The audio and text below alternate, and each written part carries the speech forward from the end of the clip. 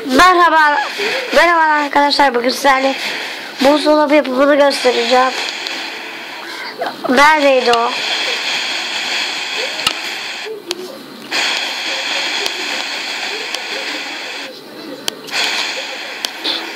Hadi bakalım.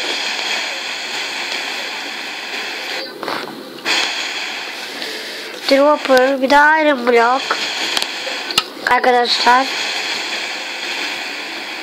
Iron kapı. Iron block. Evet arkadaşlar. Şunu şöyle yapıyorsunuz. Çok başarılı. Mimariyim.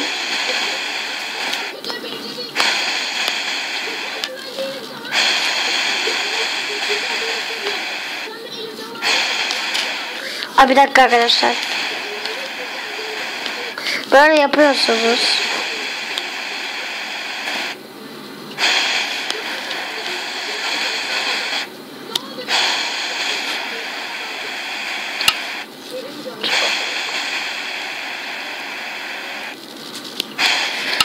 Sonra arkadaşlar sustum. Konsantre oldum.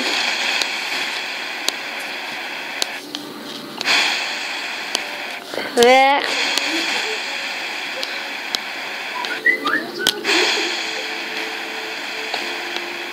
sonra da buradan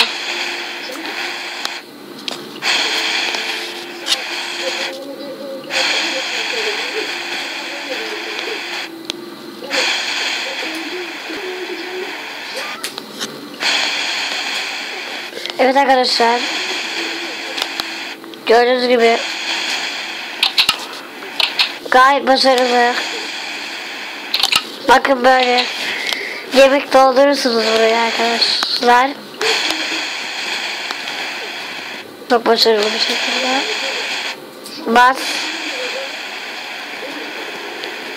Bas atsın. Bir de eşlik doldurup pulla deneyelim.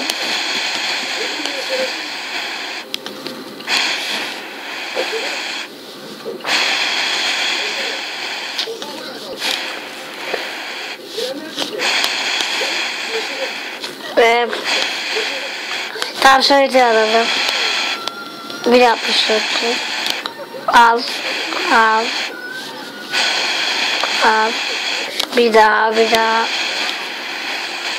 Bir daha. Şöyle toplu koyayım. Daha rahat.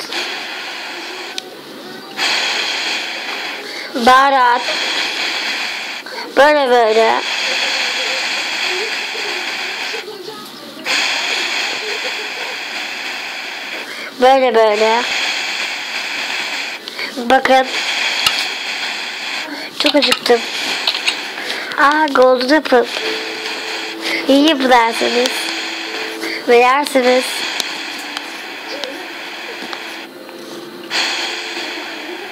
Tabii ki de burası iron block olmak zorunda değil. Ama iron kapı olmak mecburi.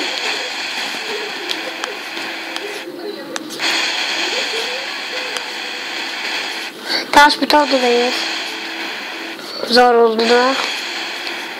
O da tahta olur. Şu iron block da olmak zorunda değil.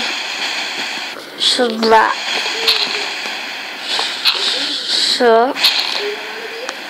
Evet arkadaşlar. Bu videoda bu kadar. Kendinize iyi bakın. Görüşmek üzere. Like ve yorum atmayı unutmayın. Hepinizi seviyorum. Bye.